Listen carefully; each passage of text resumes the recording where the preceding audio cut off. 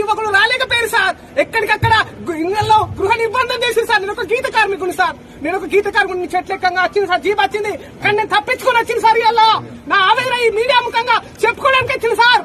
నేను ఒక PG student sir. MA social చేసిన అయినా నాకు ఉపాధి లేక నేను నా ఈతవనాన్ని నమ్ముకొని కొన్ని లక్షల మొక్కలు ఉన్నాయి సార్. అక్కడ ఆ లక్షల మొక్కలని విధ్వంసం చేసింది సార్ ఎన్టీపీసీ యాజమాన్యం.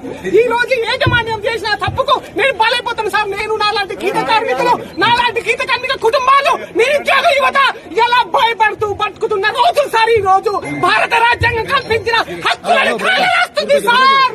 సార్ దేశం అభివృద్ధి చెందడం అంటే రంగుల గొడవ అద్దాల మెడలు కాదు సార్. పౌరు నైతిక అభివృద్ధి అన్నారు. ఏది ఆ నైతిక అభివృద్ధి? ఆ నైతిక అభివృద్ధి ఎక్కడుంది?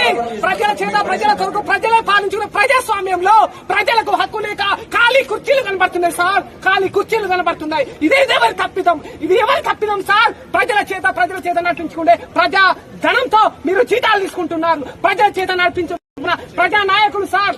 నేను వైలెన్స్ చేస్తున్నాను సార్. నా ఆవేదన నా కడుపులో నుంచి వచ్చే ఆవేదనలు నాకు అవకాశం రాక అవకాశం లేక కడుపులు నింపుకోవడానికి కేవలం నా జేబులు నాలాంటి సామాన్యులు కాదు సార్. చేతి నిండా పని కావాలి, కడుపు నిండా తిండి కావాలి, కంటి నిండా